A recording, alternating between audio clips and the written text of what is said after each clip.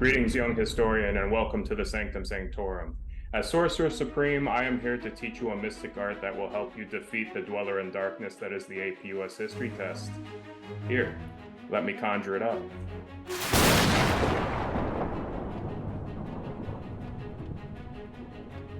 Let's get to work.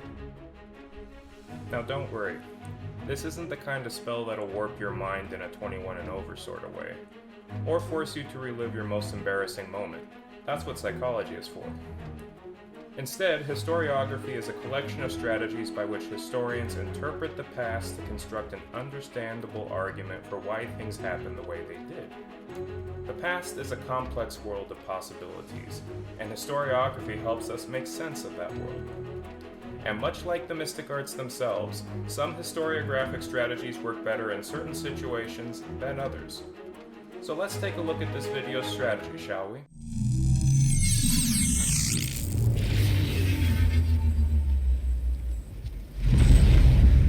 Strategy 3.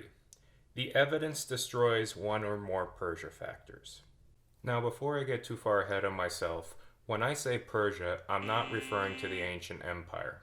No. Instead, I'm referring to my own historiographic tool called Persia.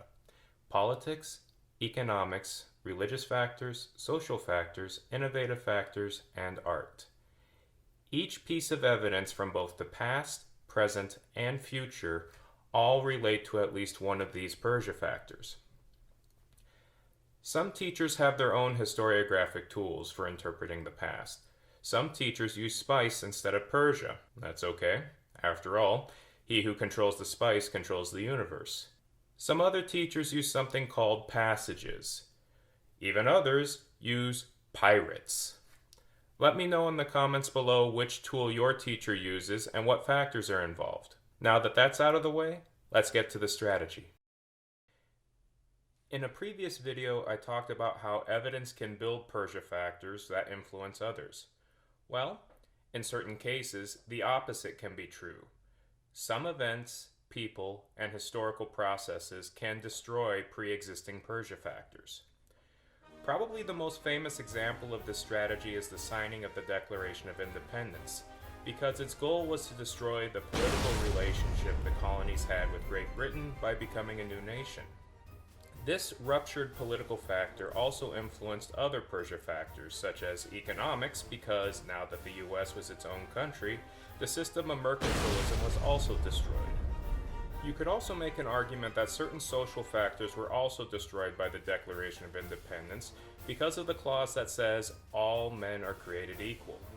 This clause was used to abolish slavery in certain northern states. There are many other examples of this strategy you could use, like the 13th Amendment destroying the political, economic, and social factors of slavery in the South. Or you could explain how Prohibition, or its repeal, impacted political, economic, and social factors of the 1920s and 30s.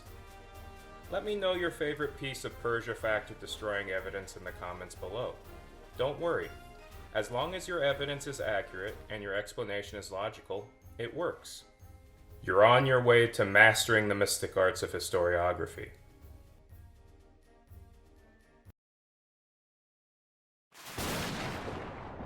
And there you have it. One historiographic strategy to help support your evidence on the APUS history test. So what other components of the AP test are giving you trouble?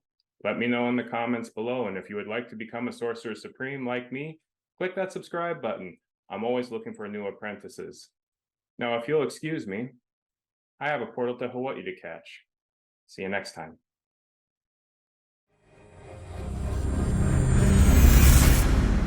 Hello again. Hope you enjoyed that video. If you are a teacher, resources for this topic and so many others are available on my Teachers Paid Teacher store, Sci-Fi High School, and feel free to take a look at the channel. In addition to APUS history stuff, we got stuff on psychology, stuff on Hawaiian history, lots of different things, and more coming in the comments below.